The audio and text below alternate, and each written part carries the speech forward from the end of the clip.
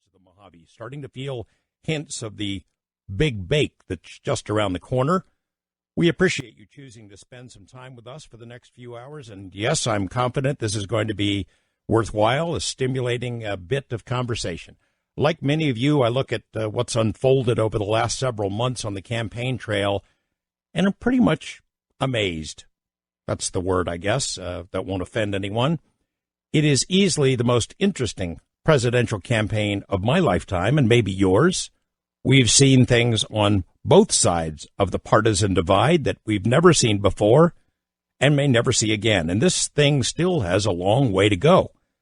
A few months ago, I had a thought and wondered, what would Mark Twain write about what's unfolding right now? Some people might think of Twain as merely a humorist, which he certainly was, but as we've seen, especially over the last few years, humorists, comedians, often end up giving us the most insightful commentary about our political travails. You know, millions of Americans get their news from comedians. Jon Stewart became a go-to guy for news for young people, kind of following in the great tradition of Mark Twain and Will Rogers, Mort Saul, Lenny Bruce. And that line of thinking made me wonder what this guy might have said about the current political environment. Remember this voice? But it's also interesting to notice who it is we assassinate. Do you ever notice who it is? Stop to think of who it is we kill. It's always people who've told us to live together in harmony and try to love one another. Jesus, Gandhi, Lincoln, John Kennedy, Bobby Kennedy, Martin Luther King, Medgar Evers, Malcolm X, John Lennon. They all said, try to live together peacefully. Bam! That, of course, is the voice of the great, iconic George Carlin, who died in 2008, but who lives on. In this digital age, his videos, his bits, his commentaries, alive and vibrant as ever today, as relevant as ever, biting, honest, brutal, certainly angry. And angry seems to be the emotion of the moment for millions of Americans. George Carlin, obviously not available for interviews anymore, but his only child, his daughter Kelly Carlin, has become sort of the keeper of the family legacy. She was on hand earlier this month when the National Comedy Center in New York honored her father, and she's written a memoir. It is her story, but it reveals so much about what it was like to grow up with George Carlin, the forces that shaped his sharp-edged, caustic view of the world, and how he influenced generations of comics and writers and fans. This is certainly no fawning biography that kind of whittles down the rough edges or paints over the blemishes. I read a Carlin Home Companion today and was pretty much blown away. I saw on Twitter someone asking or chiding her for coming on the show, asking Kelly if she planned to talk about Sasquatch or UFOs or Sasquatch in UFOs. Yuckity yuck, never heard that one before. Must have been a tweet from Henny Youngman. Maybe we'll just ask her about UFOs. There's a reason for that. We'll get into it. Kelly Carlin joins me in just a moment, and I really look forward to hearing what she has to say. Then an hour from now, we steer this radio vessel into strange waters. The topic is not UFOs, but USOs, unidentified objects seen in, under, or over the water, as reported by the Russian Navy, as well as KGB. Painstakingly collected by veteran investigators Paul Stonehill and Philip Mantle, the book is published and edited by historian Richard Dolan, who will join me in the second hour to talk about UFOs in the political arena, this election cycle, and other related current events. Then Paul Stonehill will be here to tell us about case files squeezed out of Russia's military by various means. Good stuff.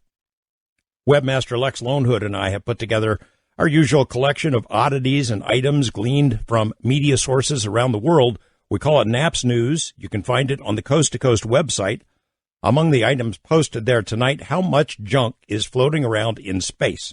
A lot, it turns out, causing some pretty serious concerns for the people tasked with tracking it all, and of course for the astronauts who hope to avoid colliding with it.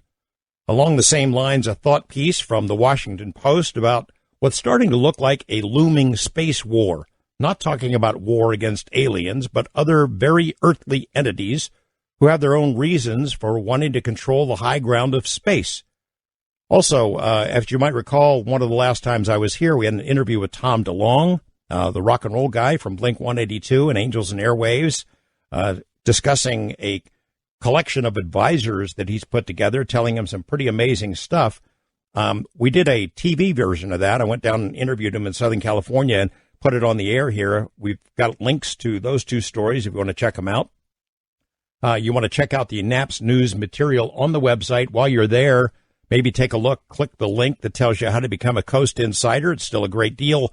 Costs pennies a day, gives you access to a vast archive of previous programs. You can listen to them anytime you want, as many times those two stories. And with that, check them out. Let's assume the position. You know the drill. Bring in the dog, fluff up a pillow for the cat, put on a pot, pour yourself a cup, slip into those silky jammies and slippers, plop down to the Barca lounger, turn down the light, turn up the radio, because we are ready to rumble in a moment. Growing Up with George Carlin, a Carlin home companion. Kelly Carlin. I'm George Knapp, and this is Coast to Coast AM. Welcome back. People of my vintage or older might have their earliest memories of George Carlin when he did his still famous hippy-dippy weatherman bit on TV, did it a bunch of times, or maybe even remember him in an earlier incarnation. He had a comedy partner, wore a suit and tie, clean-shaven guy, clean material, too. If he had remained in that groove, chances are few of us would remember him at all, but he clearly morphed into something else. Unleashed from the perceived need to be mainstream, he became a brutally honest observer of us, a commentator, critic, cynic, a brilliant mind, and a sometimes angry voice who became something much more than a comedian, though he certainly was funny. Wasn't always funny to live with him, though. Just ask his daughter and only child, Kelly, who has written a penetrating, from-the-heart memoir. Her story, for sure, but through the entire tale, the presence of her father and her mother loom large. Kelly is a writer, speaker, and hosts her own show on Sirius XM. Her new book, A Carlin Home Companion, Growing Up with George, is as frank and direct as anything you might expect from her famous father. Kelly, welcome to the show. Thank you so much for being here. I'm so excited. When I heard the theme music at the top of the hour, I was like, oh my God, I'm on the show. It gets you, doesn't it? Yeah. It does. I love that. Music has haunted my mind for about 2 decades listening to your show. Well, I'll tell you what, I read the book today. What a story. I mean, this is the acorn not falling far from the tree. I mean, I've read online comments from you that maybe your father would not have liked parts of this book, how honest you are and some details that are revealed, though I think you'd have to agree part of him would be proud of you and understand and appreciate that approach of being completely honest. Well, yes, I hope so. In the end, he taught me how to be a truth teller, even though for him, you know, he never talked about his personal life on stage, certainly. He did a little bit in interviews. I mean, the things I reveal in the book, which is mostly the drug years during the 70s, which are the more difficult years of our family, he talked about openly in interviews. He didn't focus on it. He didn't talk on and on about it, but he talked about it in public. So there's nothing, revealed that is a big mystery or a big surprise. But yeah, I would hope that he would be proud that, I had the cojones to stand up for my truth. And as you know, you've read the book, it's based on a foundation of love and great pride and great respect for my parents. It's not a daddy dearest. It's not any kind of a book like that. It's just a raw, real telling of our life together. Well, I mean, it comes through that there was a lot of love in your family, and even through the travails, and they were pretty significant. I mean, drugs and booze, and it caused a lot of problems between your mom and your dad, and for you. Yeah, it did. But you look at the grand scheme of things. I'm still a rather privileged human who was born into a pretty great family with the means to take care of ourselves. And yes, absolutely, as a kid, an only child, being in the middle of your parents' addictions and insanity and chaos and the rage that was created around all of that between them was harrowing and traumatizing for me at the time. And yet, I part of the reason I wanted to write the book was because I was a child of a certain time too, and I think other kids who were born in the early mid-60s who had parents who were, participating in the counterculture, relate to my story, because this was like the first generation where parents were, kind of acting out like teenagers as adults. And there wasn't a lot of rules and there wasn't a lot of parenting going on.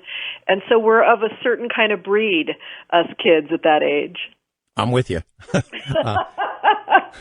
The story you tell, it's, the early days, struggling to make ends meet, not having enough money for food, or he's traveling all the time. It must be what it was like for so many comedians, including, legions of people who never made it. But it's like two careers you describe, those early struggles, and then he makes it to some degree. And he has a medical episode where he goes into the hospital, and the guy who comes out is a different guy. Tell that part of the story. Yeah, this was about 1970. And I'm about 6 or 7 years old, and my dad goes in for a double hernia operation, and he's already decided to make the change. He's already got sideburns and a little bit of long hair going, like if you watch kind of the progression of his look during those years. But when he comes out of the hospital, I guess he was in for 3 or 4 days. Back in the day when they actually left you in the hospital for a few days for something like this, he came home and hadn't shaved. And he was starting a beard and a beard mustache thing. And, when you're a little kid of 6 or 7 and your parent comes home and your dad suddenly has facial hair, it's a very confusing thing for you because you're like, wait a minute, where's the guy who left here a few days ago? And so it was I remember feeling like, okay, it's Dad. I hear his voice and I know it's him, but I'm not quite sure what's going on here.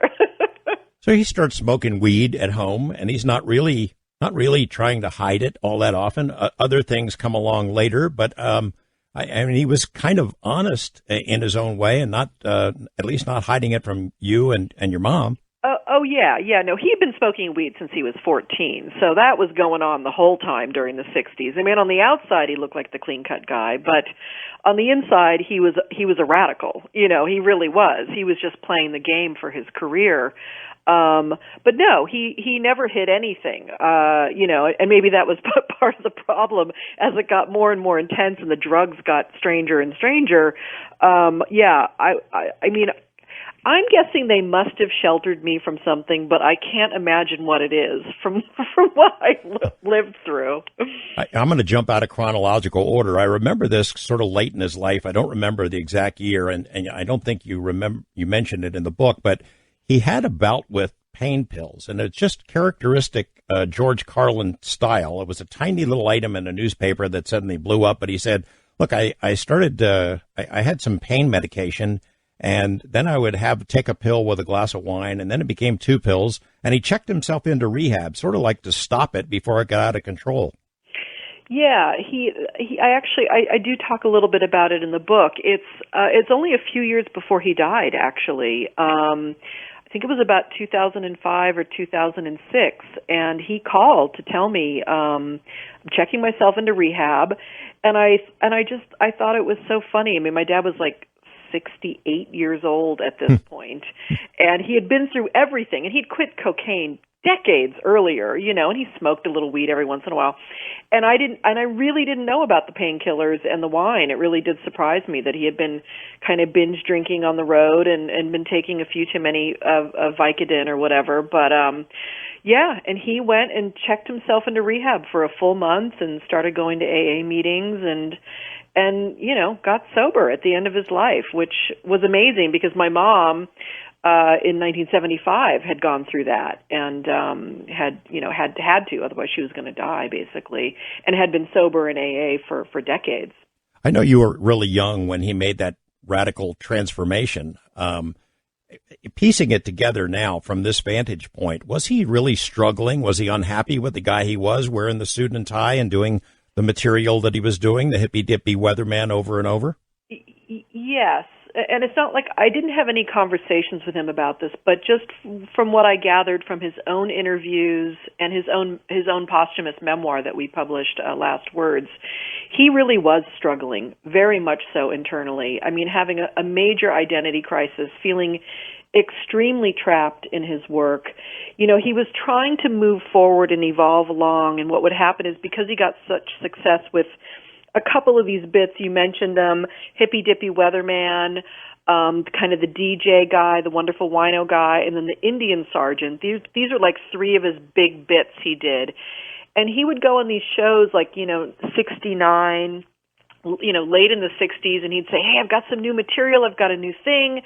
And the producer would go like, oh, no, we just want you to do that Indian Sergeant bit again. And so he would do it, but he would change the context a little bit or whatever. But he was just recycling the same thing over and over again. And for a man like who he was, who was very prolific, his mind never shut down. He was always coming up with new material, new observations, and the world was changing. I mean, this is 68, 69. I mean, there's you played the assassination bit at the beginning.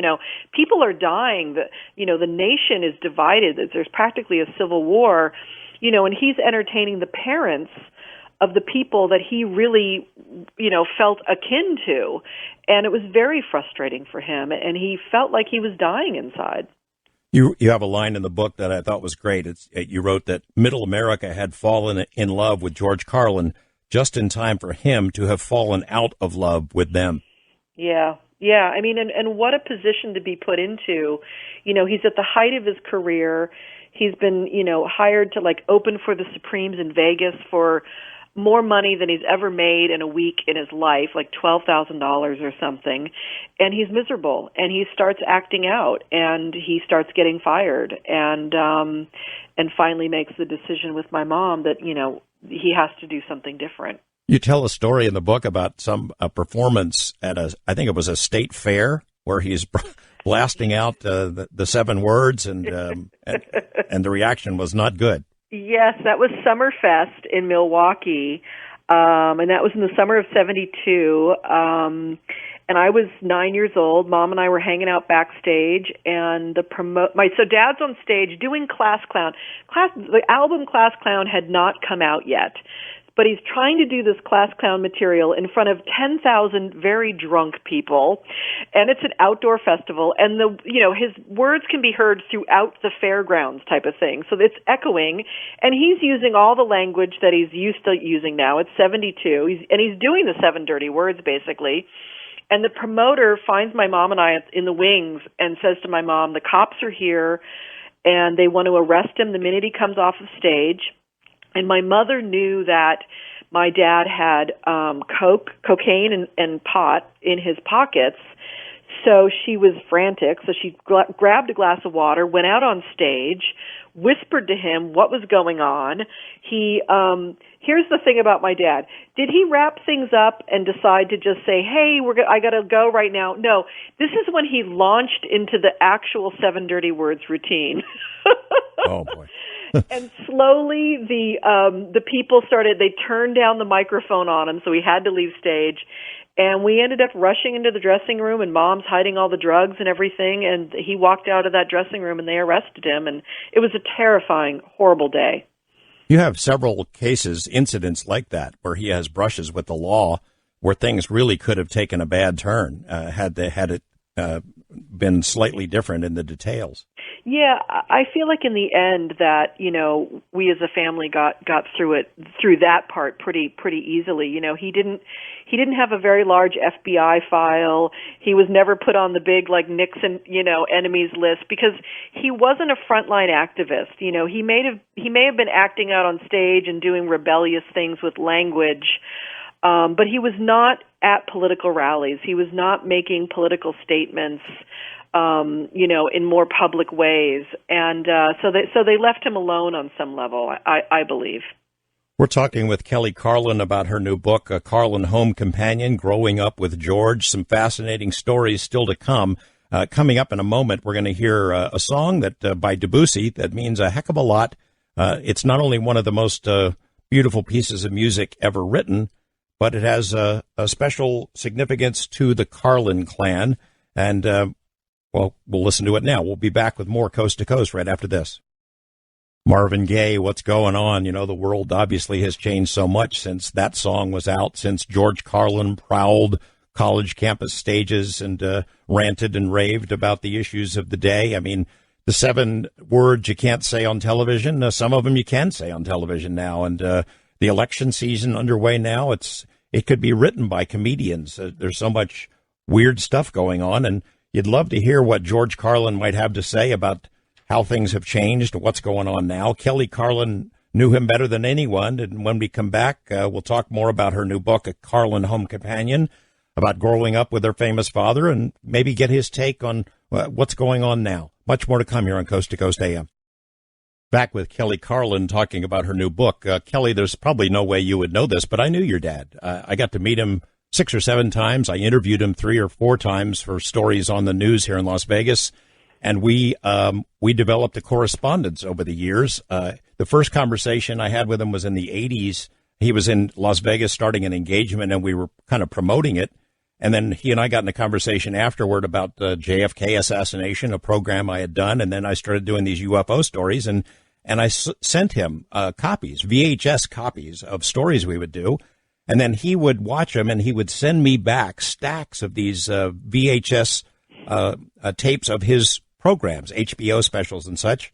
I sent him a couple of books. I would see him when he'd come into town and occasionally interview him, occasionally just go to the show. But I'm sure that was never mentioned, but I was just honored to know him because he was so sharp. Well, I know he was intrigued, very intrigued by the whole Area 51 thing, and was always, looking for some real information about that kind of stuff. I think he really wanted some sort of an encounter or a connection with that kind of stuff, and so yeah, that's great. I'm so pleased that you guys had a connection, and that was typical of my dad. He'd make a connection with someone, and he'd keep in correspondence with them and send them little gifts and stuff like that. He was, he may have been this blustering guy on the stage, but he was a really a genuine down-to-earth guy, and always very generous and kind with most people he met. I have photos of him, one that was taken in the 80s, another one in the 90s. I mean, the one in the 80s, I still had brown hair, so it goes back a ways. I was his guy on Area 51 and UFOs, or at least I was one of his guys. And that's fantastic. I saw him maybe a year before he died, and the show, it was a little different. I mean, he was always a little bit angry, but he was really angry. And I wondered if you detected any kind of a change toward the end of his life in the material and his approach to his material. Yeah, a lot of people talk about this, and he certainly, was confronted with it with people, and and I think the way he talked about it was that, for him it was more outrage than anger, and that he talked about how he had divorced himself from the species, and as a comedic perspective, it was a great perspective to have, because he could float outside of the of our planet and kind of look at us in that witnessing kind of way. But I'd asked him, I said, well, if you've really given up on the species, Dad, then why do you go out? Why do you bother writing new material and getting up there? And he was honest with me. He said, he's like, okay, well, you busted me on that level, and really thought about it, and he came up with this phrase about being a disappointed idealist, a broken-hearted idealist. And I think, in 72, he was the last time he voted was for McGovern, and we know what happened in that election. And I think he really saw that, there really was no turning this ship around. And he claimed he never wanted to wake people up or change people's minds, but that's exactly what he ended up doing, for his 40-year career, which, I always find so ironic for him. He wanted to make people laugh, but boy, did he come out. I always think of him as like the Zen master with the stick that wakes you up during your meditation.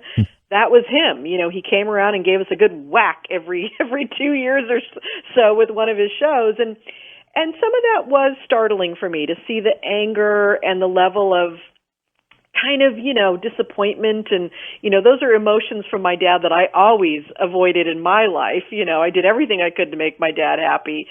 But, it fed his art, and, and for him it worked, and I think, I mean, if you look at hear the words behind it, it was always full of truth also.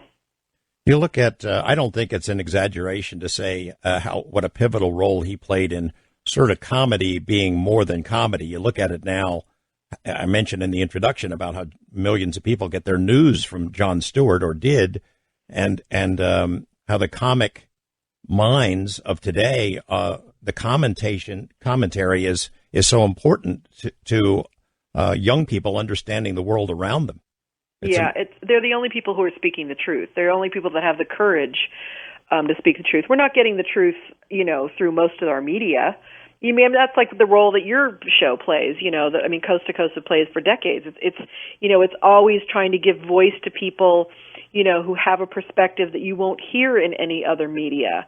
And the way corporations run everything in media now, you're not getting the truth. And so comics are the only ones who really don't care.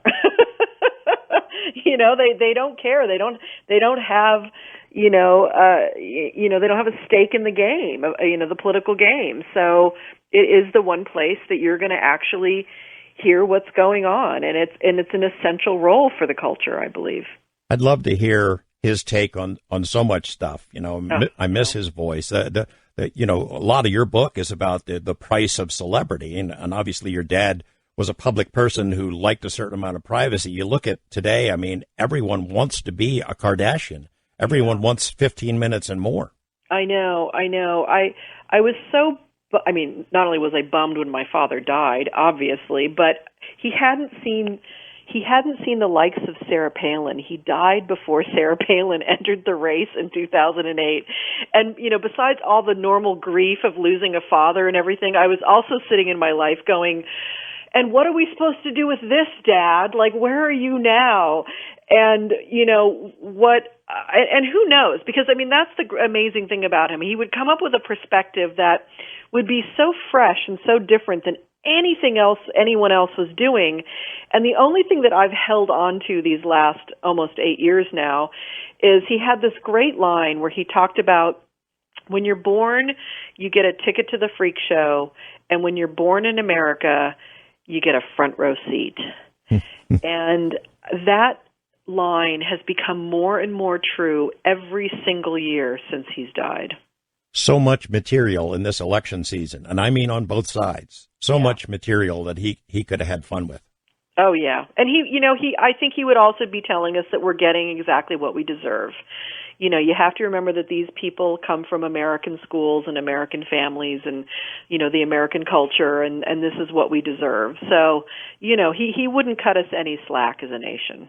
What would his take be on television now? We hear it's the golden age of television, and it's interesting that it coincides with a heck of a lot of swearing and nudity and sex on television that wasn't allowed before, that suddenly is allowed. It's not 7 words anymore. I don't know what it's down to, but it's not 7. Well, he was a big fan of British mysteries, so I know he'd love television right now, because on Netflix you can get access to all the great British mysteries. Your life. That life. Growing up that way, there must have been a point with your parents battling and their substance issues that you said to yourself as a kid, that's never going to be me. And then it does become you to some extent. Yeah. I think it's a pretty normal story, if you got the genetics and you've got the environment, although, a part of you thinks it never will be me and you never want to, go down that road. But, I was in high school in the 70s, and I had parents that, I called them laissez-faire parents. There wasn't a lot of rules. There wasn't a lot of, putting their foot down and making sure that, I wasn't doing things. My dad shared weed with me in high school. My parents thought if I was at home getting high, at least I was safe at home. And there wasn't a lot of intrusion. My dad wanted to, impart those kind of things and tell me what to do or not to do. He was such a rebel at heart, ultimately, and my mom, I think she was just afraid of, her mom kind of was very strict, and she. All right, guys, welcome back. Paul's doing the last little calibrations on the scope right now, and then we should be good to go. So, a couple minutes yet, and we'll be golden. Me, though, was because I'd had so much experience watching my parents. There were certain lines I would never cross, and there seemed to be a limit inside of me. I didn't have to hit some sort of really bad rock bottom with drugs and alcohol like so many people do. I mean, I ended up hitting rock bottom because of my panic attack syndrome, and really my life became debilitated around that, which forced me to actually get off of drugs because the drugs were feeding it. So in some ways I was lucky in that sense. And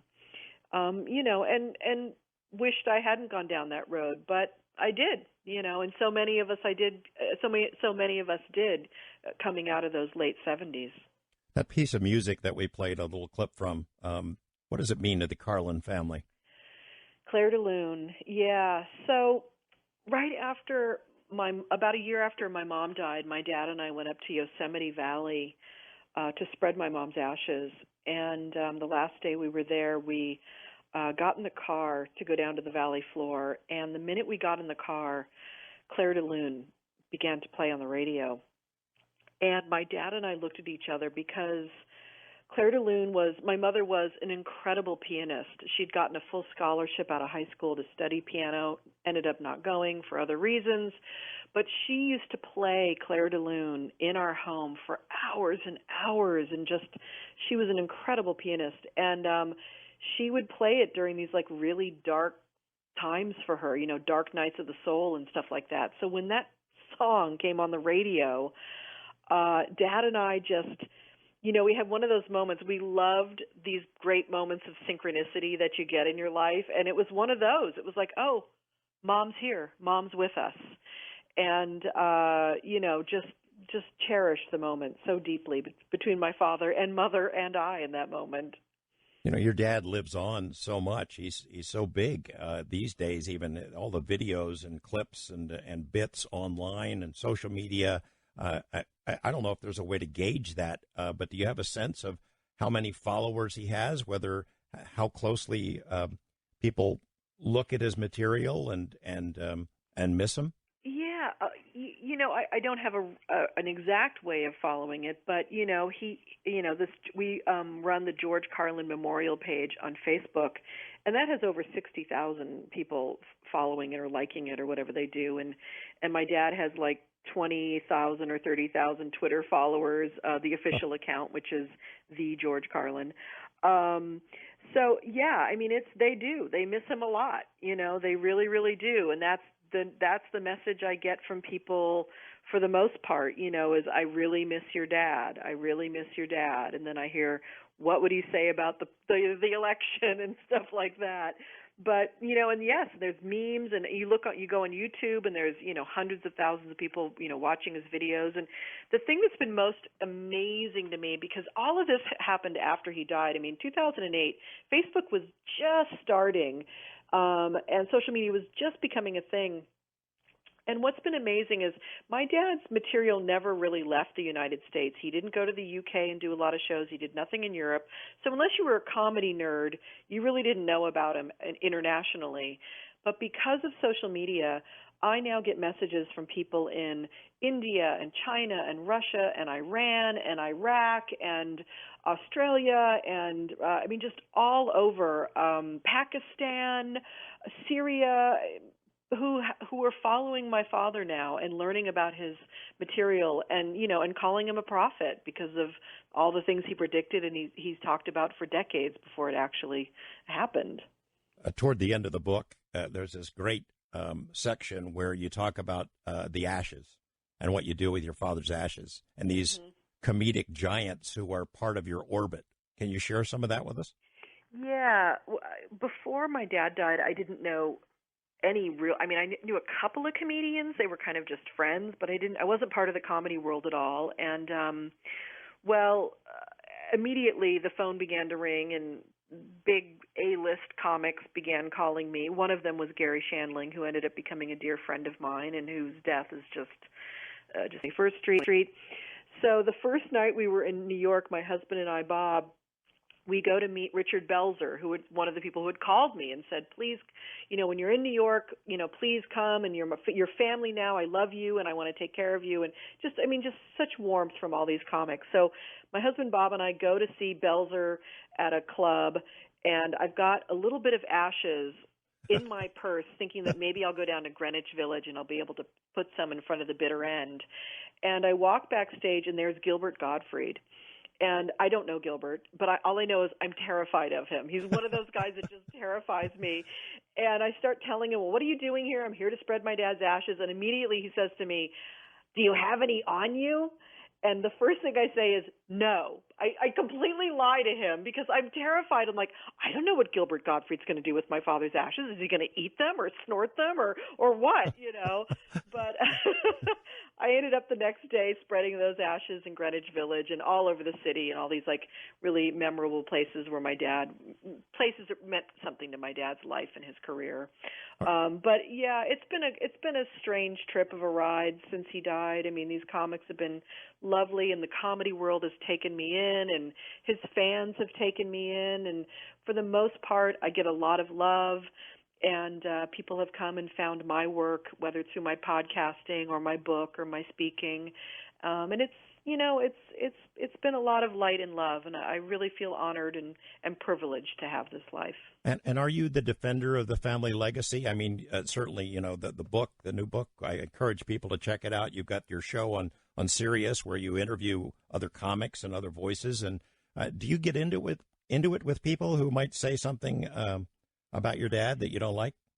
I did at the beginning. I did. I would get into it. And every once in a while, there'll be a meme that's completely reworded. Someone reworded some very conservative place reworded a thing, and I sicked the fans on them and stuff. And I used to patrol that a lot, but it's exhausting in the end. And in the end, you can't control the internet. I do a little bit here and there. But, at some point, it is what it is. His legacy is what it is. His work stands on its own. It stands up. It will for decades. I believe he is the Mark Twain of our century. And I know his legacy will live on. I know in 100 years, if we're still here, he'll still be someone they're talking about, and his views will still be, I think, listened to. So, I don't have to protect much of it, but I'm proud of him, and I do fight for him, and being an only child, I want his legacy to live on because I think his voice was one of the most important voices of the 20th century. There's a section where you talk about the creative process, how he'd write down ideas all over the place. You've got bits and pieces and scraps of paper all over the house. I was thinking to myself at the time, gosh, I hope Kelly saved some of that stuff. Oh, no, Dad saved all of it, or not all of it, but Dad saved a lot of it. I have about 8 to 10 steamer trunks of his archives, everything, memorabilia, ephemera, handwritten notes, lists, set lists, clippings, clothing, photographs. And this week I announced that I am donating them to the National Comedy Center in Jamestown, New York, which is the hometown of Lucille Ball. So they will be a lot of it will be on permanent display, and a lot of it will be archived and available and accessible to academics and scholars in the decades to come. So that's awesome. That's awesome. Kelly Carlin, the book is A Carlin Home Companion, Growing Up with George. It's a great read. Kelly, it's been wonderful to have you here, and I'll send you a note. I'll send you some of these photos I have. We're going to put them on Twitter, I think, of me with your dad. Thanks very much. We're playing a Lionel Richie song. Lionel Richie, not our normal fare here, but Lionel Richie just started a residency here in Las Vegas, and it turns out there's a cabal of fellow Coast listeners on his team, including his video director, Jeff Clare, who's listening tonight. We'll be back with Rich Dolan, USOs in Russia, in just a moment. What a strange time it is to be pursuing the UFO mystery. It almost feels like the subject has emerged from the back alley into the political mainstream. I mean, you've read it. Lots of talk on the presidential campaign trail about opening up the files, about releasing information on Area 51. The New York Times, of all publications, does stories about the discussion. The UFO subject, has long been viewed as kind of a kiss of death for public figures, certainly elected officials. At the same time, we are learning new details about disclosure efforts around the world, new information surfacing in the UK about the Bentwaters case.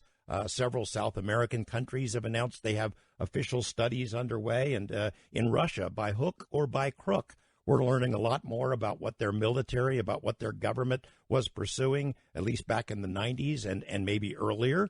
Back in the 90s, as some of you may know, there was a brief window of opportunity for Western researchers to find out what the Russians knew about UFOs, and I was one of the guys who tried to crack that nut. Then with the rise of Putin, it became a lot tougher to get information, but there's a new book out which spills some secrets about Russian USOs, dramatic cases of submersible objects seen in, under, or over the water. The book is published by the company run by Richard Dolan, the preeminent UFO historian of our time. Paul Stonehill and Philip Mantle wrote the book. Rich Dolan edited it. And Paul will be joining us a little bit later in this hour. Richard Dolan is here now and be joining us in just a few minutes to look at some big picture UFO issues and current events. Much more to come here on Coast to Coast AM. Welcome back. Richard Dolan is, at least in my opinion and the opinion of many other people who chase this stuff, the preeminent historian of the UFO phenomenon in the world. He's written these 2 volumes, UFOs in the National Security State. I think the last time he was here, it was to talk about his book, AD, After Disclosure, widely seen as the gold standard for UFO research and writing. Rich, it's great to have you back on the show. Hi, George. Thank you. I always love getting the chance to chat with you. Been too long. So did you and I suddenly drop into a parallel universe or something, looking at these recent headlines and seeing how the UFO topic has been discussed in the presidential election campaign? Oh, absolutely. It's amazing. And I've been following it, I hope, just as much as you have. I've really been looking at this with a lot of interest. The discussions really concerning mostly Hillary Clinton, I guess we could say, and her, really, I think, starting with her prior involvement with the Rockefeller Initiative of the early 1990s. And I think maybe many listeners know, but maybe some do not, that when Bill Clinton became elected president back in 92, 93, when he became president in January, Lawrence Rockefeller, the billionaire, with a very definite interest in UFOs, made a very concerted initiative to the Clinton White House to, get forward motion on opening up information on the UFO topic. And toward that end, on at least one occasion, I think 2, if I'm not mistaken, if the researcher Grant Cameron, if I'm remembering him correctly, Lawrence Rockefeller met with Hillary Clinton. And there's, of course, now a famous photograph of the 2 of them together at his ranch in Jackson Hole, Wyoming. This is a real thing. This goes back, and it's very obvious that Hillary Clinton has had many discussions about the UFO topic with a lot of powerful individuals. More recently, she goes on Jimmy Kimmel, does what now seems to be the kind of required thing to do. If you're a major candidate, you get on Jimmy Kimmel, and he's going to ask you about UFOs. He certainly asked Bill, and he asked Barack Obama, and now he's asking Hillary about UFOs. What was amazing to me, what was interesting, I guess, is that she corrected his terminology and said, no, we don't say UFOs anymore. We now discuss UAP, and she, described as unexplained aerial phenomena. And, of course, that's very interesting. That's a term that has been used, I believe, since 1980. That's when it was coined by Dr. Richard Haynes. But what's important to me is that she's demonstrating to Jimmy Kimmel and to the world in a highly scripted presentation on television, because none of this is going to be just off the cuff, that she has some specific knowledge of this topic, and she's kind of showing off a little bit. And I think that was an interesting statement. She, for many, many years, had really kind of pushed the UFO topic far, far away from her.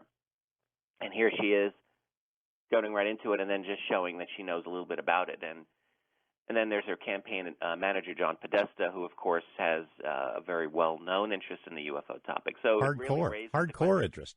Yeah, hardcore. Absolutely. So what is Hillary going to do? Is she really going to initiate a disclosure of the UFO reality or not? And I've had a hard time imagining that she can, to be honest with you. I just don't see that happening. Well, I mean, Bill Clinton had an interest. He assigned Webb Hubbell, his close associate, to go find out what's going on at Area 51 and JFK, and he comes back with nothing. I guess. Right. What is it that Hillary Clinton, as president, would find that her husband did not?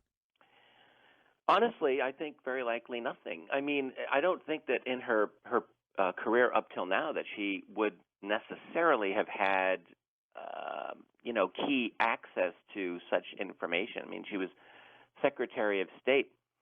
That's not the same as having information into, what would be presumably a deep black budget program. That is the UFO program, and probably all of its permutations. I mean, she may or may not have.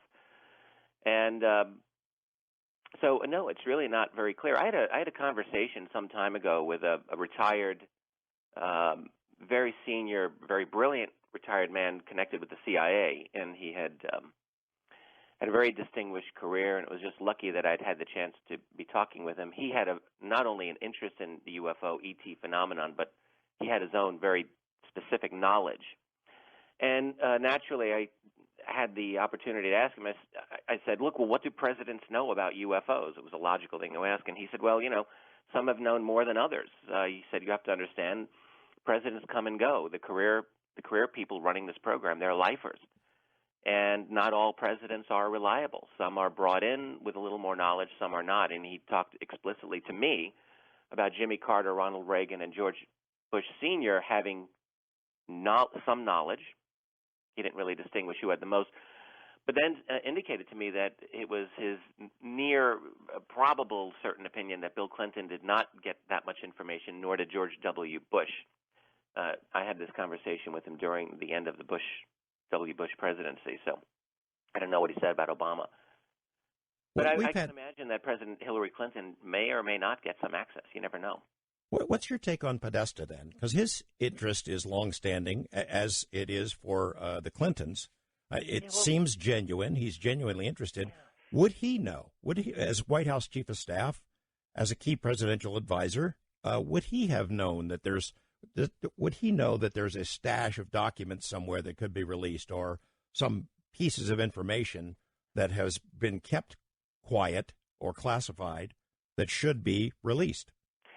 Well, I don't know John Podesta personally, and I wouldn't presume to speak for him, of course. But, I would think it's possible he may have gleaned something one way or the other. Whether he would know is another question. My real curiosity about this, I just can't figure this out, is why an advisor for a major presidential candidate, maybe the major presidential candidate, would be pushing this issue as hard as he is. I've been looking at the disclosure problem for a long time now, and I have just not been able to see an upside to a typical presidential candidate. This has got a lot of negativity to it. My take is that if you were to give a true disclosure of the UFO problem and say something like, yes, it has come to my attention that this is a real thing, some of it does not belong to us, we don't know what they are, something like that, that opens up a can that is just how do you put everything back in? Millions of questions, many questions come up. In the whole question of, are people being abducted? How do you answer that? The whole question of, how have you kept this secret all of these years? That's one that I would be asking. How have you damaged and manipulated our mainstream media to keep this quiet? How have you kept members of Congress and the political systems quiet and manage the academic community? All of this is going to come up because all of it happened. And it just seems to me that it would, and then there's the whole energy question. After all, if you acknowledge that this is real, it's going to become obvious that the national security state has been monitoring this, and they probably have some ideas. And they may have some ideas even on how these objects go from point A to point B, presumably not using petroleum. So now you've got a whole post-petroleum paradigm implicated in a disclosure. So this is just a mess, and I've never seen a motivation. I also have the same question. What is the political calculus that went into this issue being raised on such a high level? I mean, they poll everything. They poll the economic programs and tax programs. They poll the abortion question. They want to know how people feel about different stuff. I've heard people say, this is just Hillary Clinton pandering to the UFO vote. Really? There's a UFO vote? I've started to wonder that it might be that simple. 20 plus years ago, the UFO topic was the kiss of death, for presidential or political candidates. I mean, even, less than 10 years ago, Dennis Kucinich just was tanked by being associated with the UFO topic, and he wasn't able to deal with it. But it's also true that we have been going through some cultural changes. I mean, the UFO subject is still one of the most popular subjects on the Internet. It's got very broad appeal. And I think it just very well could be that politicians or some astute political analysts like John Podesta may have realized that there's something to be gained out of this, as long as you don't really, I guess how am I saying, don't want to play this too seriously, and Hillary hasn't really played this as a particularly serious topic. So, it could be that this is a very cynical attempt, really, to get some votes without any real desire or intention to do much about this once she would get elected president. Well, I mean, the argument in her favor is that it's something that she has followed for a long time. It's not just something new that they they cooked up to help in this election. The interest is longstanding. But I just, there's a lot of risks. There's certainly a lot of risks in bringing it up. That's an easy campaign commercial. And she's such an inside power player, too. I mean, to me, this is my take. I see her as the ultimate inside candidate, establishment candidate, and opening up the UFO topic is an unsettling prospect, it seems to me. The other thing that she did that I think is significant is when she was on Jimmy Kimmel, she discussed this as a UAP problem. And it occurred to me that I wonder if what she's doing is beginning a process of rebranding the UFO subject in the public mind to something a little less value-laden. And I just wonder, I wonder what you think about this, if by doing that, she's kind of implicitly telling people, well, we're not really talking about UFOs and little green men, ha, ha, ha. But by talking about UAP, moving the subject into a different place in terms of our language and in terms also of our psychology, I wonder if there's this hope somewhere that if there is a kind of disclosure, the subject would be rebranded enough that they might think that they can avoid some of the more unpleasant discussions that would come out as a result of a UFO disclosure.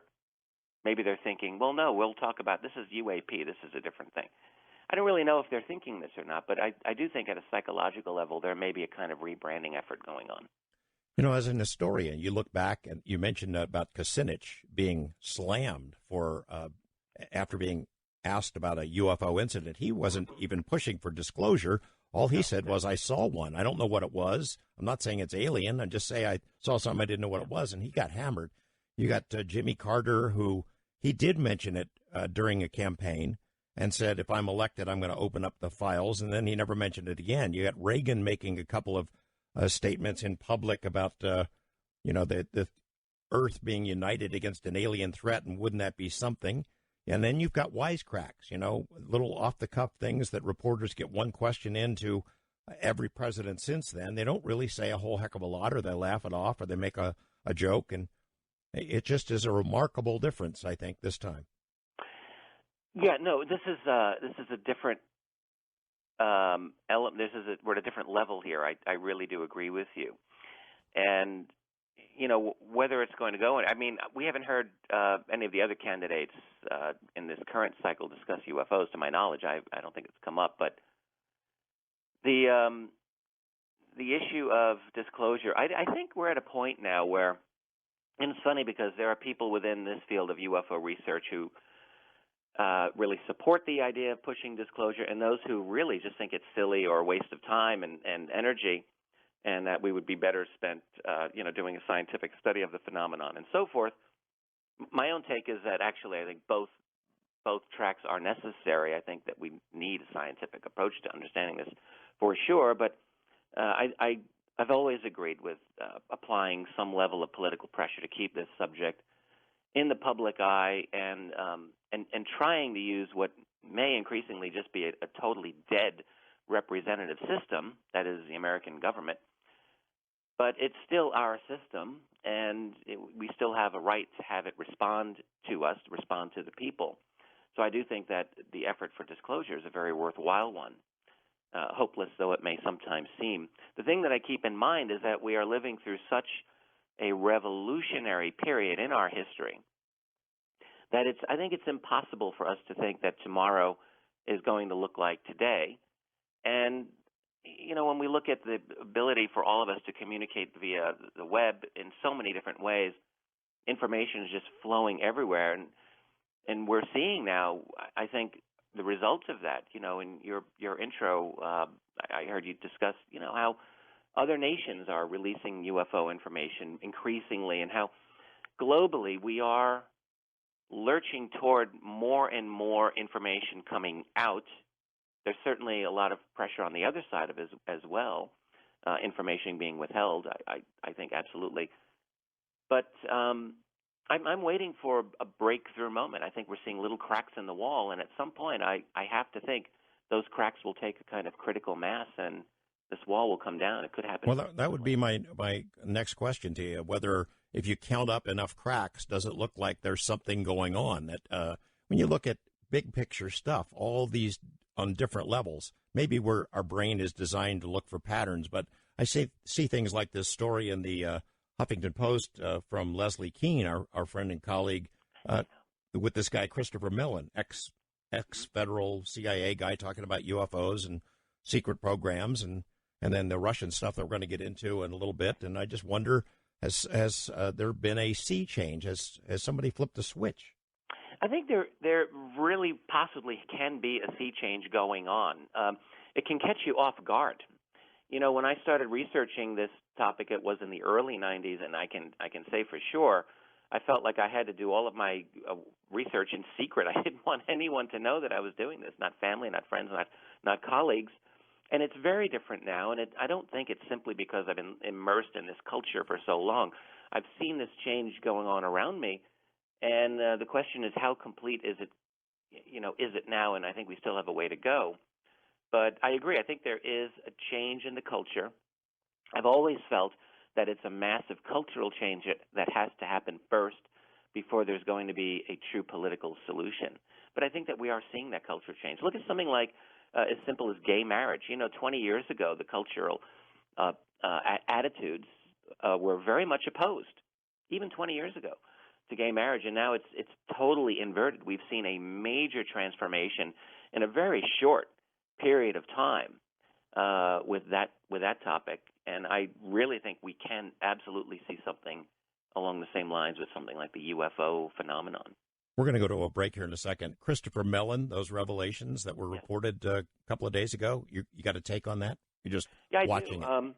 I read that interview. It was very interesting. I was very grateful that Leslie did the interview and then published it as she did in Huffington Post.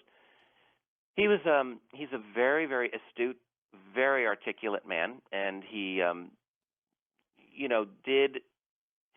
stated his own personal belief and a very persuasive phenomenon. He talked about a lot of the key UFO cases that many of us researchers have studied.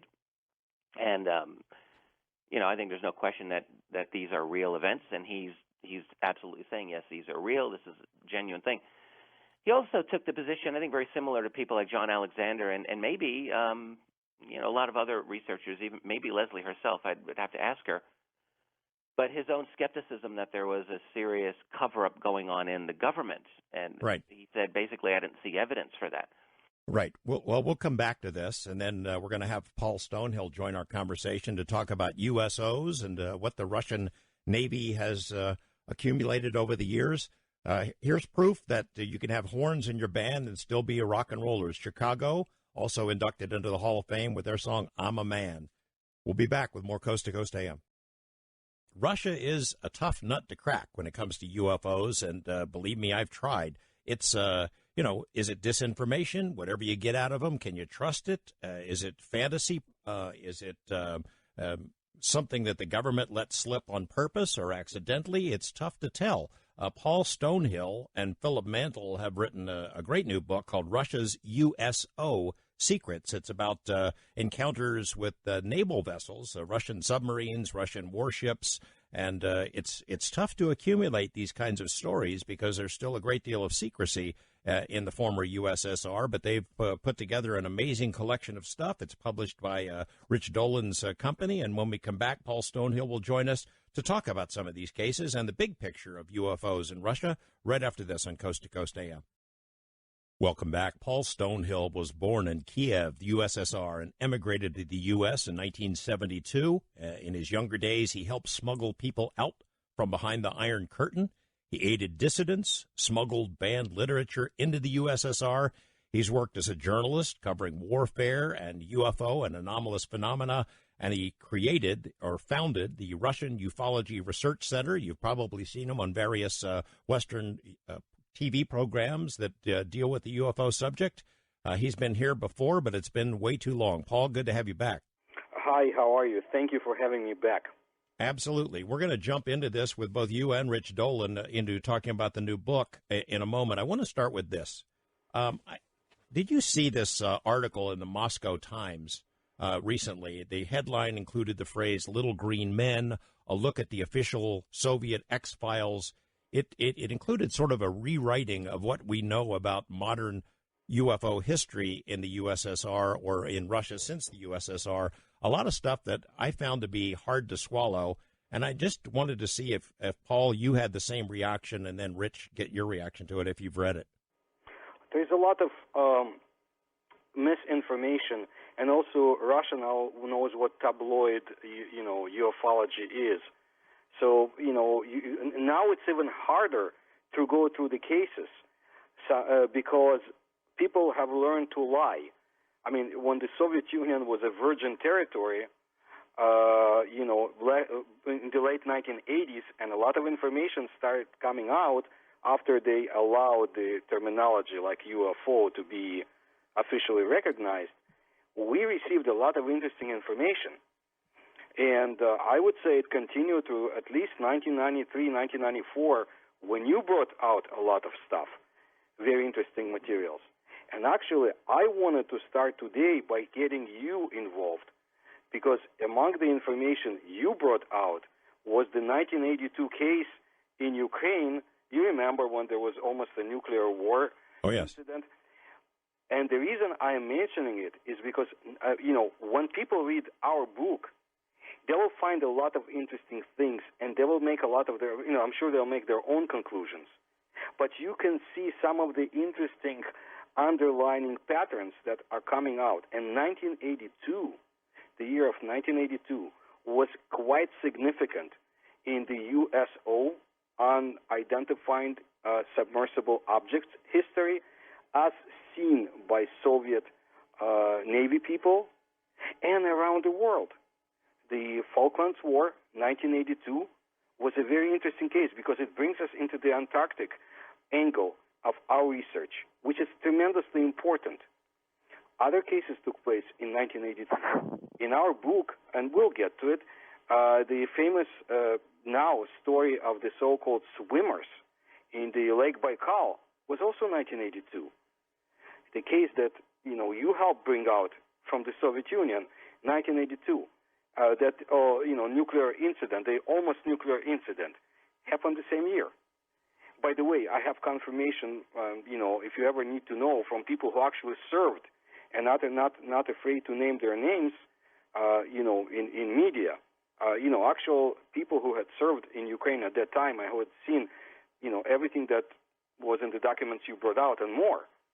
Well, that's interesting. I think you and I need to have a conversation when we're not on the air. I've got the names of the people that were involved in some of the documents. I never wanted to mention them because I didn't want to get them in trouble. Rich, I'm going to ask you the same question as Paul. I don't know if you saw this Moscow Times article, but I ask it from the perspective of an historian because it seemed to me that there was a concerted effort in this to rewrite history, to put a new spin on it. And I've seen it before dealing with Russia. Before I went over there in the 90s a couple of times, there was an article by a guy named James Oberg, who is, by any stretch of the imagination, a skeptic, an American skeptic. But he said, Oh, you got to be careful about anything that comes out of Russia about UFOs because, they've been deprived of information for so long, they'll believe anything. And it almost seemed to me like a preemptive strike. If there's going to be a leak, don't believe it. And then after the documents that we got came out, there was a spin again. There was Colonel Sokolov, the guy who was at the Ministry of Defense, was described as a Russian ufologist. And now we have a new one. We have the new spin is Yuli Platov, this guy from the Academy of Sciences. Sure. He was in charge of the investigation, in charge of the whole thing that was done by the Russian military. And that's just simply not true. So I just wonder if you could sort of look at the big picture on how history gets rewritten, especially in the former USSR. I do recall reading that, George and Paul, and it's not right direct front center of my mind at the moment, but I do recall this, and it is always, it's true, like what you find is how there's a decision that is made editorially with most of the powerful news organizations at some point or another to shoot down these various UFO cases. Oberg is, I think, very well known as a skeptic who, I think you're exactly right, was taking a preemptive strike at the Soviet and Russian cases. And I have found that there's not a single important UFO case that has ever taken place which at some point the skeptics don't put in their crosshairs to try to shoot down. It's a constant effort. They never cease at it. And it reinforces my own conclusion that what we call the mainstream media, from wherever it is, it has this concerted effort continually to dismiss and to minimize the UFO subject and to make it as though it's really not anything that significant, to plant the seed of doubt in the reader's mind that there's something going on, and so forth. Basically to keep stalling the engine every time we start it up. So I think it is part of a long-standing pattern. Omni magazine published an article about my work in 1993. Yes. And after that, James Oberg's article came out. I don't want to waste my time talking about James Oberg. He's not worth it. Yuri Platov is basically the same, but he had been consistently anti-UFO research. And he had never would hide his disgust or, of people like, actual researchers in the Soviet Union. But he was, Sokolov, that was something else. He changed his opinion. He was the man he was the person who investigated that 1982 incident, the nuclear incident in Ukraine, and he was on site. He changed his opinions after some years due to the reasons we do not know. But he was not always, let's say, describing incidents like this as something that happens in the atmosphere, a natural explanation. So, there are many vicious games around the field of ufology in the Soviet Union and Russia today. In the Soviet Union, they wanted to know. It's like a Russian saying we have, that a dog who sleeps on the hay would not others enjoy it, and at the same time it doesn't enjoy it itself. Because you had people who wanted to know what the heck was flying over Soviet nuclear power stations, military bases, submarine depots, and so forth. They needed to know. This was their duty, and this is what what they were called to know when they served in the armed forces. At the same time, you had bureaucrats from scientific field who wanted, who didn't want to stir anything. And at the other angle, you have the Communist Party, who were afraid to say that anything like UFOs existed, and all you had was bourgeois inventions, enemy, subversion, and so forth. And they would put down UFO researchers. I mean, they made their lives very miserable. And I have to give it to the people, not always perfect, but good people who stood up, like Ziegel, like Willenbach, like many others, and they were doing their research. And because of their, tenacity, we have a lot of information today. The Soviet Union was a very bad system, and it destroyed initiative. Yet there were people who put their own initiative online and sometimes their livelihood and freedom, and because of them, we know about UFO cases today. If I just may add an observation to that, to Paul, and if I just may mention this, George, one of the things that comes out with Paul's and Philip's book, Russia's USO Secrets, is, in contrast to what James Oberg described, the Soviet UFO witnesses being, willing to believe everything and so on, what you find in their research, in Paul's and Philip's research, and in this book, is exactly the opposite. You find that there are many military personnel, scientific personnel, highly qualified individuals who have had sightings and experiences over the decades, over the generations, that are every bit as baffling and even sometimes more dramatic, or every bit as dramatic, if not more, than some of the best-known cases in the United States and other parts of the world. And, and the reactions are exactly what you would expect from any other nation. Many of the Soviet cases, they would have an encounter in the middle of, let's say, the Atlantic Ocean. There was one that Paul and Philip wrote about from 1965. Perhaps Paul will discuss it. But they were out in the middle of in the Atlantic Ocean, ready for a rendezvous with another ship. Submarine surfaces. The crew members are taking in some fresh air, and suddenly this cigar-shaped object silently is coming through the sky. They're wondering, my goodness, is this American? They wanted to dive the submarine immediately, but the radar wasn't recording anything. The captain decides we're going to remain on the surface and look at this, and suddenly they see 3 beams of light shoot out from this, whatever this is, and this allowed the Soviet crew to look at the object, which looked a little bit like an airship, but there was no markings that they could see.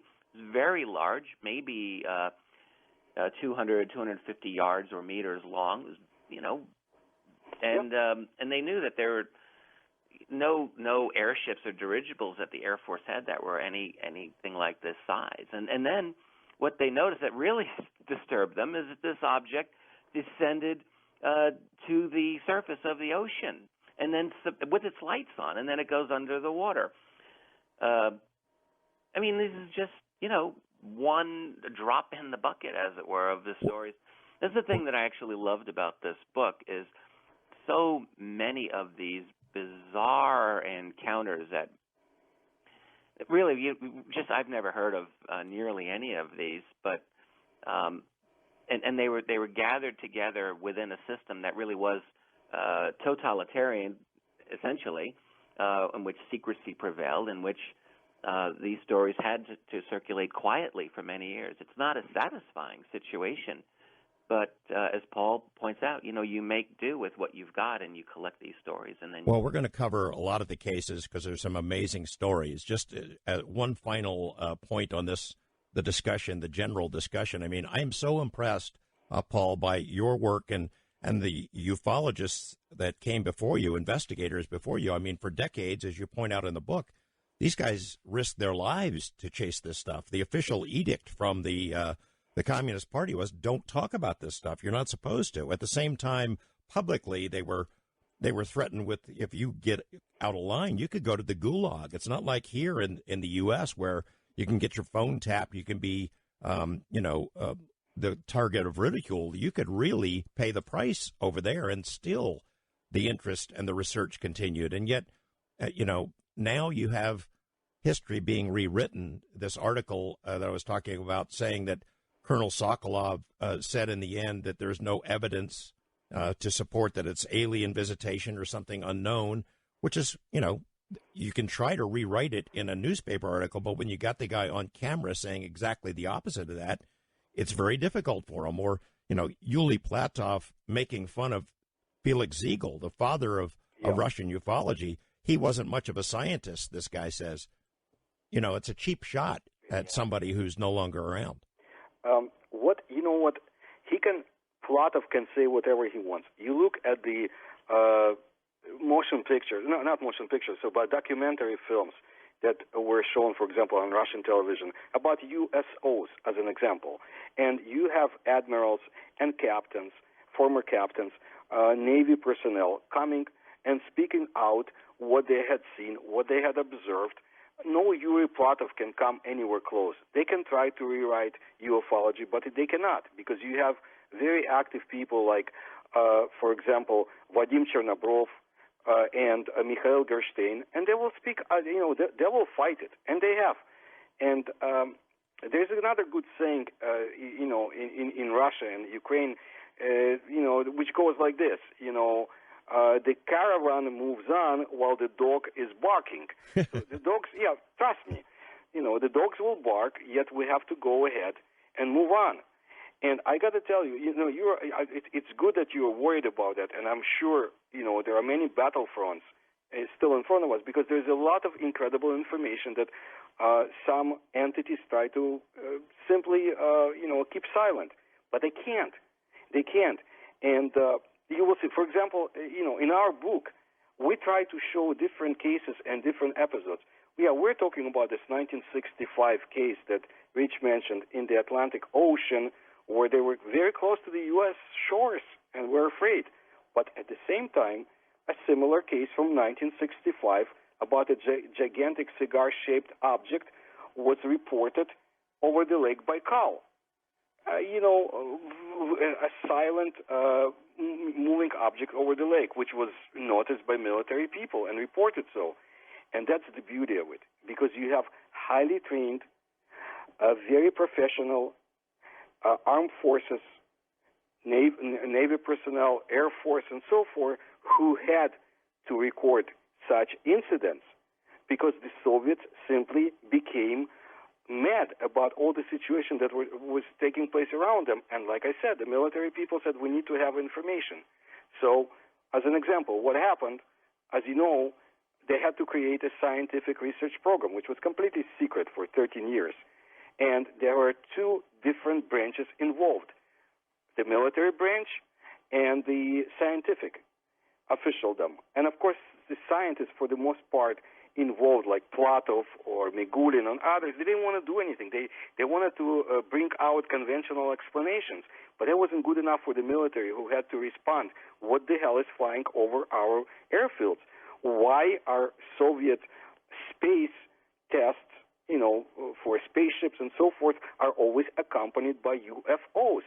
What is it that is moving, in the oceans at incredible speeds, like 370 knots? We can't even come close to such speeds. Of course, scientists couldn't explain it away. There were some good scientists, let's say people who really wanted to do research, and they were, being pushed aside. But military people got very agitated because they wanted to know what's going on.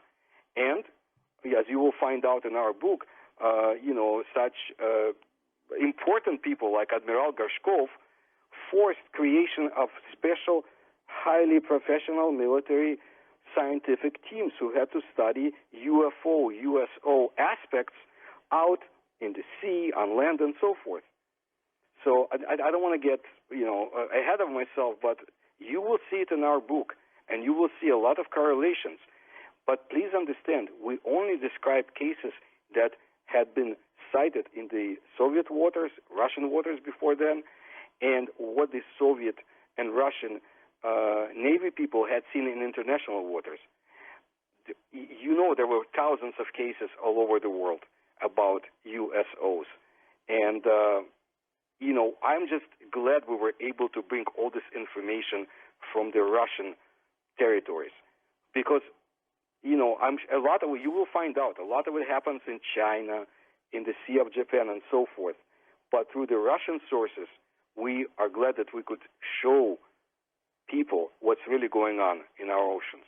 Well, it's amazing. There's some amazing cases that I have never heard about before that I don't know how you dug all this stuff up, but it's an amazing array.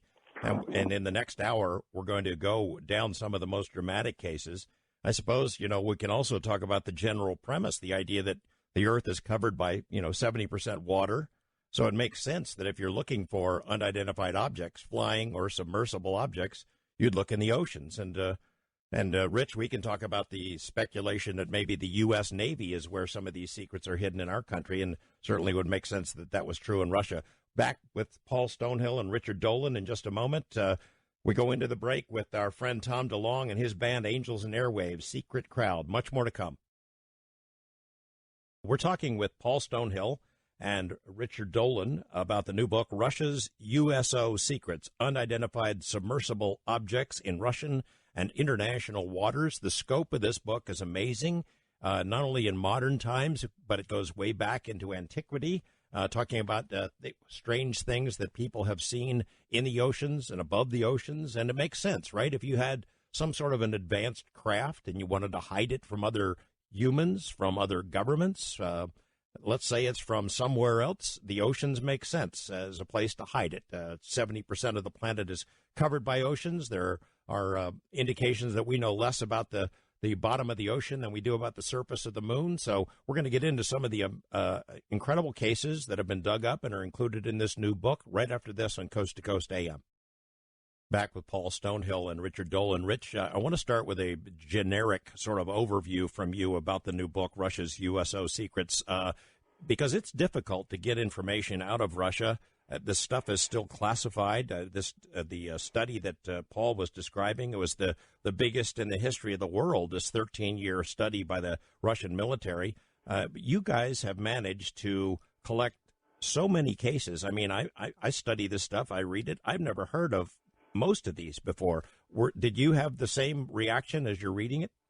I did indeed, George. It was a real pleasure for me to be able to go through the book in such detail, and I really did. I was, as the publisher and with editing work as well, I went through every page of that book, and my main reaction was simply gratitude and admiration for Paul and Philip, who really did a lot of this lead work, and also Paul particularly, his knowledge of the Russian and Ukrainian UFO scene, and fortunately his ability to get access to a lot of the research that, as he mentioned in the book, many other excellent researchers in that region were, pulling out of the woodwork, out of these little the cracks of the system. So it was a surprising and it was very refreshing, but also confirming in the sense that, again, as I mentioned earlier, a lot of these cases that you see in this book are, you can see parallels or comparable cases that had occurred in the West at various times. So the same types of patterns in some cases emerge, and some differences too. There's some strange, really bizarre cases. Maybe Paul will want to talk about them. But overall, it's, it really brought home to me that this is a worldwide phenomenon where there's more commonality than anything else what you see. Let's jump into some of the cases. Paul, the chapter 2 deals with, it's called Ghosts of the Ocean, and I was amazed by this, but we're talking about thousands of these incidents where underwater sounds are heard, monitored, and then reported by the Russian Navy. Talk about it a little bit.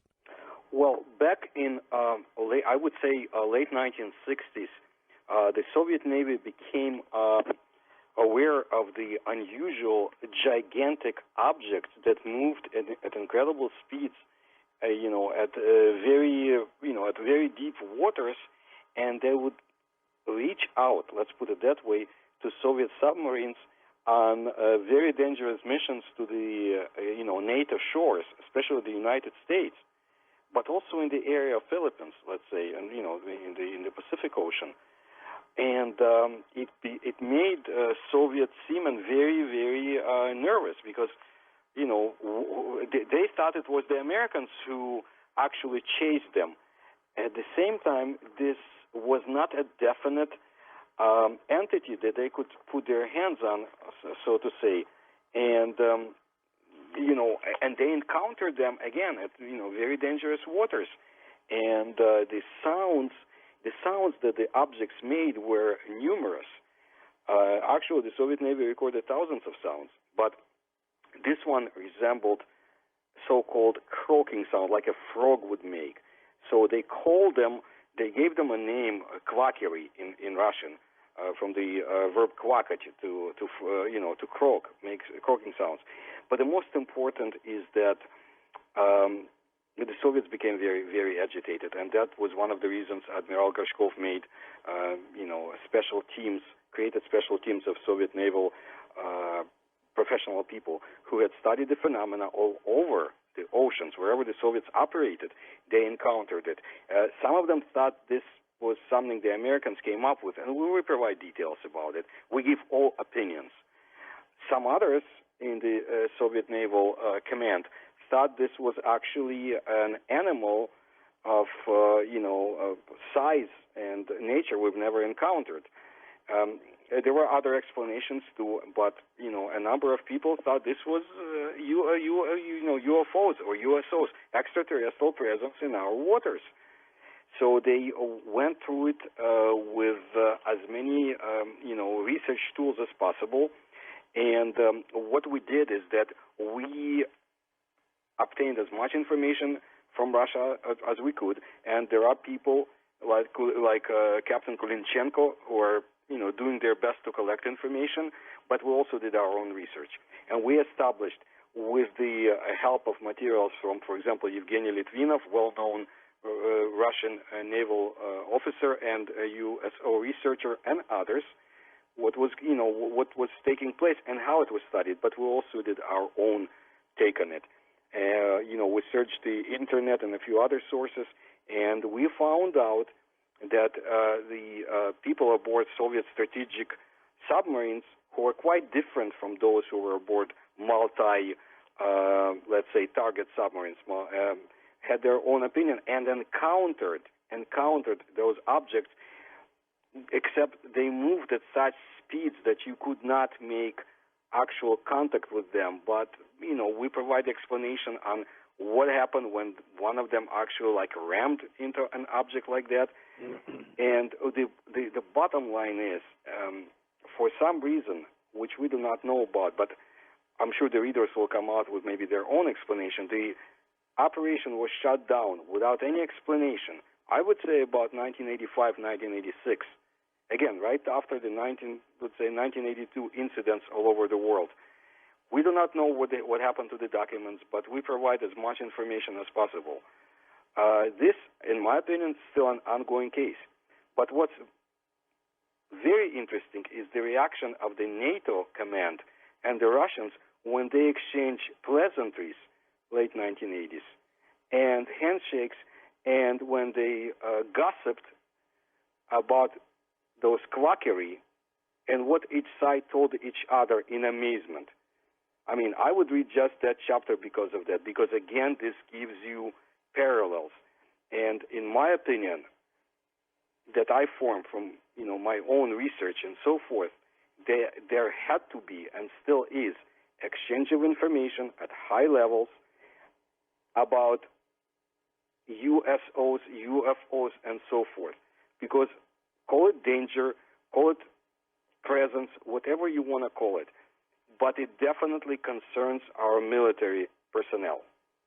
And so the Russian Navy is hearing these things, these strange sounds, these croaking sounds, and some of them changed a little bit from the typical croaking sound. They're hearing them, they're identifying them or attaching them to craft that are traveling like 200 knots, or that's 370 kilometers per hour. They think, well, maybe it's the Americans doing it. And then somewhere in your book, I remember the Russian military, it conducts its own study, but then they realize the Americans are conducting their own study to figure it out. Rich, it's a lot like the regular UFO issue for those governments. Absolutely. This is the thing you find, because throughout the history of American UFO and USO encounters, the standard question was always, did the Soviets / Russians come up with something? Back in the 1940s, did the Soviets develop their own flying saucer? Did the Soviets have flying saucers in the 1950s or 1960s? And this is a recurring theme that would come up, and we find that the Soviets thought the same thing about the Americans. So that you find within this UFO phenomenon, or the USO phenomenon, that it really it's part of the Cold War, and it's something that Cold War historians have really ignored throughout all of our history. But this really is an one key element of the Cold War that's just gone unremarked.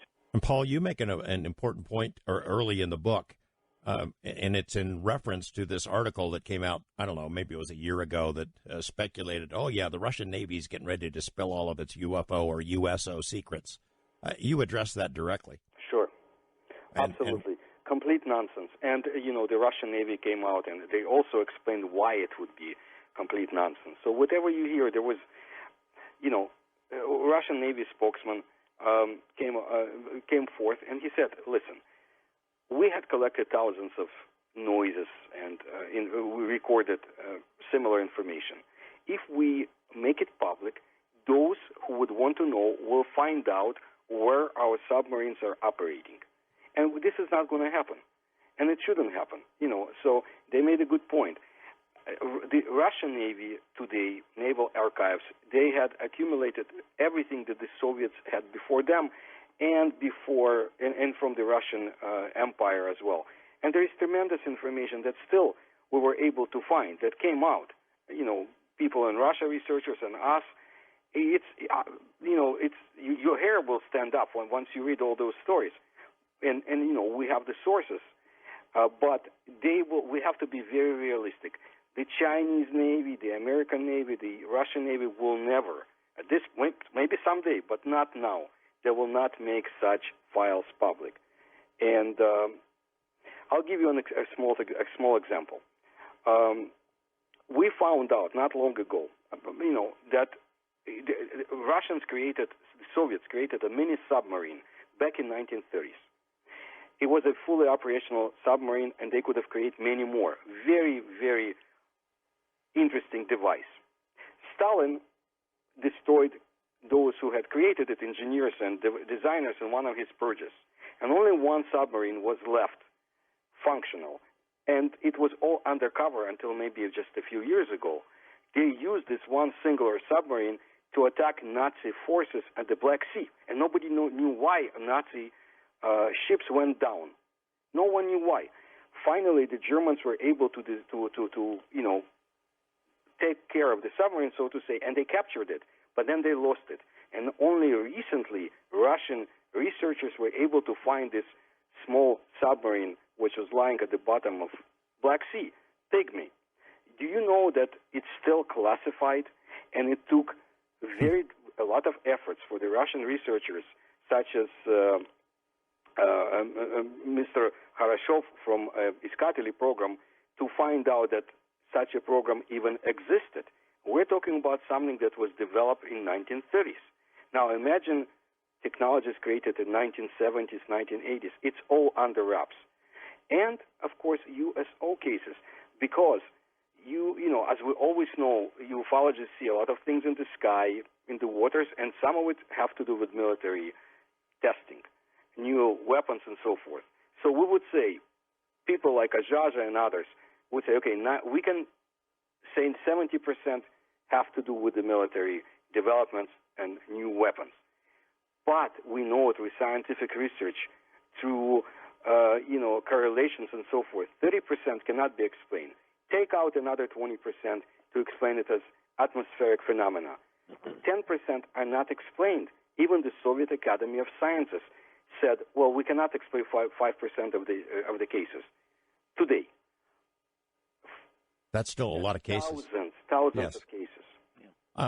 Let's, and I should point out, as you mentioned earlier in the program, not all of these incidents that are discussed in the book involve the oceans. There's some gigantic ancient alpine lakes in what was formerly the USSR. Let's talk about, we're going to go to a break here in about 4 minutes, but can you share with me the story about these mysterious, gigantic humanoid swimmers? 1982, Lake Baikal. Soviet armed forces are trying to, they have training for their frogmen. While working at the, cold waters of the Lake Baikal at great depth, they discover that there are other beings operating at the same time, about 9 feet tall, without any breathing apparatuses, doing their work. Okay. Bottom line, the Soviets are trying to capture them because, it's another force in their national waters, And as a result, they lose their frogmen, because what happened is they were thrown out. Soviet frogmen were just thrown out from the waters of Lake Baikal, and they died because they didn't have enough cameras to decompress them. And they couldn't capture those unusual beings. So, a representative of the Soviet, High Command flies to the Lake Issyk-Kul immediately, let's say, and tells local people, military people, do not attempt to do anything like that. And he brings with him the so-called directive from the Soviet engineering forces about observations that they had had in other deep water lakes and bodies of water about discs coming in and out, gigantic cigars and other objects. And we'll get into that because it has to do with ecology and a few other things. But there was a continuation. We found out important witness, let's say an important witness to this story, who also collected information, well-known Russian writer who passed away, but he was able to put it down in his book. And we found out cases, which you will see, of other similar beings that were cited had been seen in other lakes and seas of the Soviet Union. And what's interesting, the case continues into, I believe, year 2000, minimum, when the Russian counterintelligence had to be brought in to investigate unusual incidents in the far east of Russia. And to end it, because we're running out of time, the Setka program was also involved in the investigation of one of the such cases. Year 1982, at completely different part of Russia, official Soviet UFO research program is studying another similar beings, at another part of Russia. Let me ask you, Rich, when you hear your two authors come to you with these stories about gigantic humanoid frogmen 9 feet tall, do you worry about how that fits in with the rest of the book?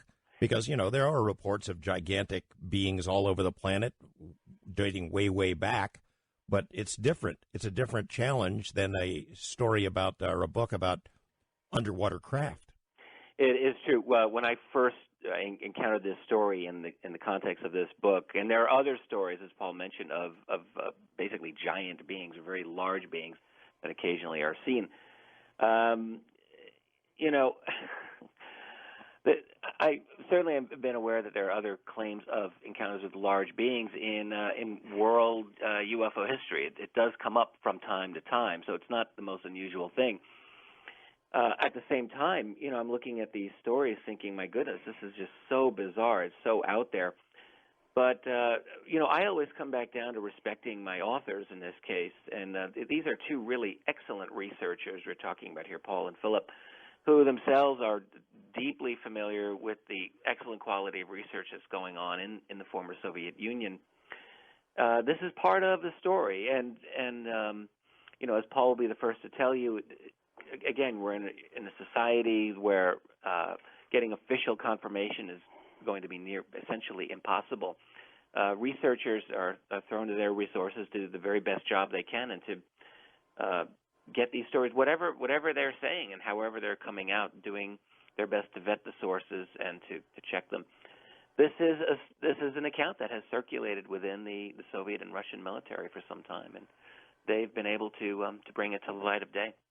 And Paul, in about 30 seconds, can you tell me, is there any case that you found that was so outrageous that you worried that it would affect the credibility of the book if you included it?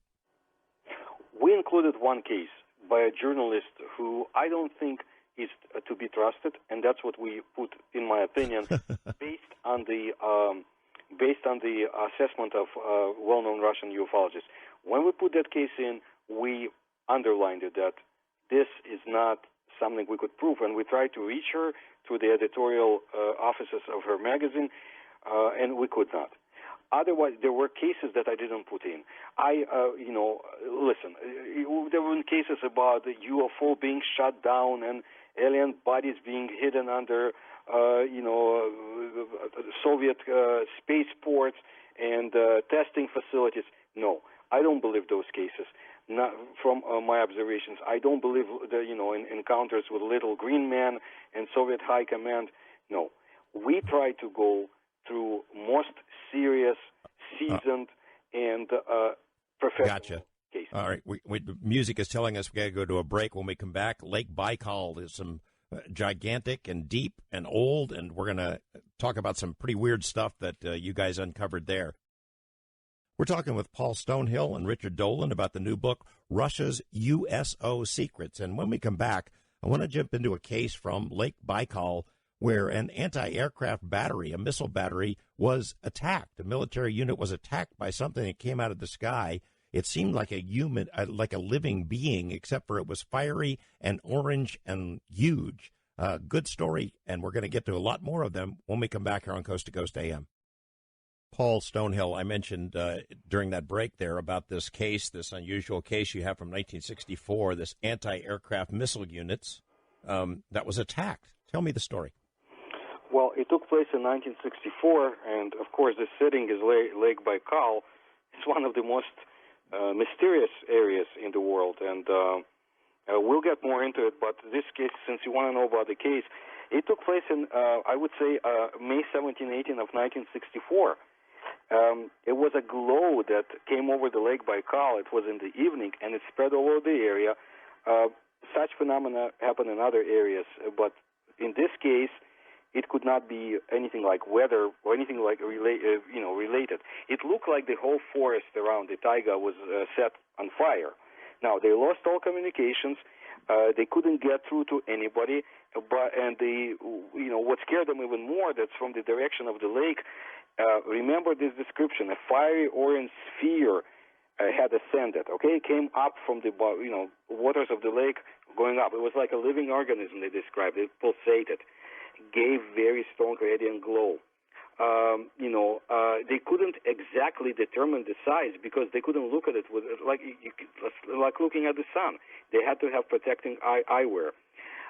They sounded an alarm, but then all the telephone lines were cut. They had no communications. They couldn't speak to anybody.